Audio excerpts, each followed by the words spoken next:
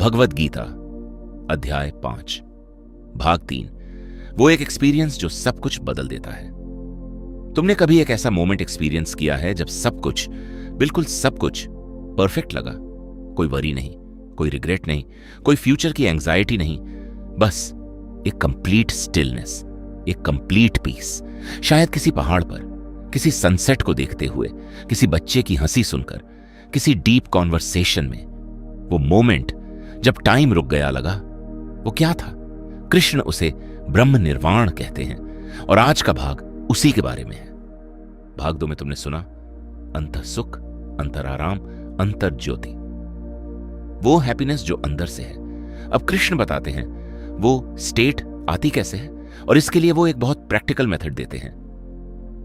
स्पर्शान कृत्वा बहिर्बाह्यान चक्षुश्चैवांतरे भ्रुवो प्राणापानो समो कृत्वा नासाभ्यंतर चारिणो। बाहरी विषयों को बाहर रखकर, दृष्टि को भौहों के बीच में स्थिर करके, नाक के अंदर चलने वाले प्राण और अपान को समान करके। ये मेडिटेशन का डायरेक्ट इंस्ट्रक्शन है। कृष्ण कह रहे हैं, पहला, बाहर की चीजों को बाहर रखो, यानी अटेंशन को विथड्रॉ करो। दूसरा, दृष्टि को भौहों के बीच, थर्ड आई पर फोकस करो। तीसरा, सांस को बैलेंस करो। यह 3 स्टेप्स, ये वही है जो आज ब्रीथिंग मेडिटेशन, माइंडफुलनेस और योगा में प्रैक्टिस होता है। कृष्ण ने 5000 साल पहले एक कंप्लीट मेडिटेशन टेक्निक दी थी और फिर वो स्टेट जो इससे आती है। यथेन्द्रिय मनो बुद्धिर मुनिर मोक्ष परायण विगतेच्छा भय क्रोधो या सदा मुक्त एव सः। जिसकी इंद्रियां मन और बुद्धिवश में है, जो मोक्ष में लगा है, जिसकी इच्छा, भय और क्रोध चले गए हैं, वह मुनि सदा मुक्त है। सदा मुक्त, यह परमानेंट फ्रीडम है। लेकिन यहां नोटिस करो, यह अचानक नहीं होता, यह एक प्रोसेस है। पहले इंद्रियों पर कंट्रोल आता है, फिर मन, फिर बुद्धि और फिर इच्छाएं, भय, क्रोध धीरे धीरे कम होते जाते हैं। यह ओवरनाइट ट्रांसफॉर्मेशन नहीं है, यह एक कंसिस्टेंट प्रैक्टिस है। एक रियल लाइफ एग्जाम्पल, थिच नहत हान, वियतनामी बौद्धिक मॉन्क। उन्होंने वियतनाम वॉर देखी, अपने कंट्री को डेवस्टेटेड होते देखा, अपने फ्रेंड्स को मरते देखा। किसी और के लिए वो सिचुएशन सबसे बड़ा ट्रॉमा होती, लेकिन उन्होंने कहा, the present moment is the only moment available to us and it is the door to all moments. वो हर सिचुएशन में कंप्लीटली प्रेजेंट रहते थे। यही यथेन्द्रिय मनोबुद्धि है। कंट्रोल नहीं, सरेंडर। बाहर की सिचुएशन को चेंज नहीं करना, अपने अंदर की स्टेट को स्टेबल रखना। अब कृष्ण एक और क्रूशियल पॉइंट देते हैं, भोक्तारम यज्ञ तपसाम सर्वलोक महेश्वरम सुहृदम सर्वभूतानां जात्वा मां शांति मृच्छति। मुझे सभी यज्ञों और तपस्याओं का भोक्ता, सभी लोकों का महेश्वर और सभी प्राणियों का सुहृद, मित्र जानकर मनुष्य शांति को प्राप्त होता है। ये लाइन, सुहृदम सर्वभूतानां, सभी प्राणियों का सच्चा मित्र। कृष्ण कह रहे हैं, परमात्मा तुम्हारा सबसे बड़ा दुश्मन नहीं है, वो तुम्हारा जज नहीं है जो हर गलती गिन रहा है, वो तुम्हारा सबसे अच्छा दोस्त है। ये एक फंडामेंटली डिफरेंट रिलेशनशिप है ईश्वर के साथ। फियर से नहीं, लव से, ऑब्लिगेशन से नहीं, फ्रेंडशिप से। यह कंसेप्ट आज की स्पिरिचुअलिटी में बहुत जरूरी है। बहुत लोग भगवान को फियरफुल एंटिटी की तरह देखते हैं। गलती हुई तो पनिशमेंट मिलेगी, लेकिन कृष्ण कह रहे हैं, वो तुम्हारा सुहृद है, तुम्हारा वेल विशर है, जैसे एक बेस्ट फ्रेंड जो तुम्हें जज नहीं करता, जो तुम्हारी गलतियां जानता है लेकिन तुम्हें लव करता है, जो तुम्हारे लिए जेन्युइनली बेस्ट चाहता है। ऐसा रिलेशनशिप जब होता है तो फियर ऑटोमेटिकली खत्म हो जाता है। और अब इस पूरे अध्याय का फाइनल टीचिंग, यह वो बात है जिसे कृष्ण ने अध्याय के अंत में कहा, और यह सबसे सिंपल, सबसे डायरेक्ट और सबसे पावरफुल मैसेज है। काम क्रोध वियुक्तानां यतीनाम यत चेतसाम अभितो ब्रह्म निर्वाणम वर्तते विदितात्मनाम।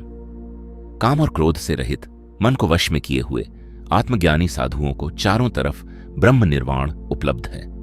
चारों तरफ, ये नोट करो, अभितः ऑन ऑल साइड्स, एवरीवेयर। ब्रह्म निर्वाण, वो अल्टीमेट पीस, वो अल्टीमेट फ्रीडम, ये कहीं दूर नहीं है, ये किसी पहाड़ पर नहीं है, ये मरने के बाद नहीं है, ये चारों तरफ है, अभी, इसी मोमेंट में। बस काम और क्रोध को रिलीज करना है, मन को वश में करना है। यह सुनकर तुम शायद सोचो, हाँ बट प्रैक्टिकली कैसे? तो एक डेली प्रैक्टिस है जो तुम आज से शुरू कर सकते हो। स्पर्शान कृत्वा बहिर्बाह्यान, बाहरी चीजों को बाहर रखो। इसका प्रैक्टिकल मीनिंग, हर रोज सिर्फ 10 मिनट फोन रख दो, नोटिफिकेशंस ऑफ करो, बस बैठो, आंखें बंद करो, सांस पर ध्यान दो। जब माइंड भटके वापस सांस पर आओ। यह सिंपल है, लेकिन इसे कंसिस्टेंटली करने वाले रिसर्च के अकॉर्डिंग 8 हफ्तों में मेजरेबल चेंजेस रिपोर्ट करते हैं। एंजाइटी कम, फोकस ज्यादा, इमोशनल रेगुलेशन बेहतर। यही वो प्रैक्टिस है जो ब्रह्म निर्वाण की तरफ ले जाती है। लेकिन इससे भी बड़ी बात, कृष्ण ने पूरे अध्याय में जो कहा उसका एक सिंपल समरी है। दुनिया छोड़ना जरूरी नहीं, अपना अटैचमेंट छोड़ना जरूरी है। आउटसाइड नहीं बदलना, इनसाइड बदलना है। हैप्पीनेस बाहर नहीं है, अंदर है, और वो इनर हैप्पीनेस, वो अक्षय है, कभी खत्म नहीं होती। ये 3 स्टेटमेंट्स, इन्हें नोटिस करो। पहली बार पढ़ने में ये सिंपल लगती हैं, लेकिन इन्हें जीना यह एक लाइफ टाइम की प्रैक्टिस है। और हर दिन जब तुम इस डायरेक्शन में एक कदम लेते हो, एक मोमेंट में डिटैच्ड रहते हो, एक मोमेंट में अटैचमेंट को नोटिस करके रिलीज करते हो, उस दिन तुम थोड़ा और आगे बढ़े। प्रोग्रेस इंक्रीमेंटल है, लेकिन क्यूमुलेटिव भी है। एक आखिरी बात, कृष्ण ने पूरे अध्याय में जितने भी क्वालिटीज डिस्क्राइब की, ब्रह्मविद, समदर्शी, युक्त, मुक्त, ये सब एब्स्ट्रैक्ट कंसेप्ट्स नहीं हैं, ये रियल पीपल में दिखती हैं। तुम्हारे आसपास भी कोई होगा जो बहुत कम चीजों से जेन्युइनली कंटेंट है, जो बिना रीजन के स्माइल करता है, जिसके पास कोई भी प्रॉब्लम लेकर जाओ वो काल्म रहता है। वो इंसान, वो एग्जाम्पल है इस अध्याय का। तुम वो इंसान बन सकते हो। और सबसे इंपॉर्टेंट बात, तुम्हें परफेक्ट होने की जरूरत नहीं, तुम्हें बस डायरेक्शन सही रखनी है। अध्याय 5 का पूरा सार, काम क्रोध, ये दुख के रूट कॉजेस हैं, इन्हें ग्रेजुअली रिलीज करो। इक्वानिमिटी, सुख दुख में समान रहना, यही इसी जन्म में संसार जीतना है। बाहरी भोग टेम्पररी है, इनर जॉय परमानेंट है। ब्रह्म निर्वाण कहीं दूर नहीं, चारों तरफ है, अभी है। और परमात्मा वो तुम्हारा जज नहीं, तुम्हारा सुहृद है। अध्याय 5, कर्म संन्यास योग संपन्न। दोस्तों, आज के इस पूरे सफर में एक बात जरूर कैरी करो, ब्रह्म निर्वाण अभितः वर्तते, अल्टीमेट पीस चारों तरफ है, अभी, इसी मोमेंट में। तुम्हें कहीं जाने की जरूरत नहीं, तुम्हें कुछ स्पेशल होने की जरूरत नहीं, बस एक मोमेंट में, आज जब भी फ्रस्ट्रेशन आए, जब भी एंजाइटी आए, एक गहरी सांस लो और याद करो, यह चारों तरफ है। कमेंट में लिखो इस पूरे अध्याय में एक लाइन जो तुम्हें आज से याद रहेगी। इस वीडियो को उस इंसान को भेजो जो हर चीज में हैप्पीनेस ढूंढता है और थका हुआ है, उसे आज का जवाब मिलेगा। सब्सक्राइब करो और बेल आइकॉन जरूर प्रेस करो, क्योंकि अध्याय 6 में कृष्ण वो बताने वाले हैं जो शायद भगवद गीता का सबसे पावरफुल चैप्टर है, ध्यान योग। वो टेक्निक जो हजारों साल से प्रैक्टिस्ड हो रही है, वो सीक्रेट जो किसी भी ऑर्डिनरी इंसान को एक्स्ट्रा ऑर्डिनरी बना सकता है। अगर तुमने ये मिस किया तो तुम शायद कभी नहीं जान पाओगे कि तुम्हारे अंदर कितनी पावर है। जय श्री कृष्ण।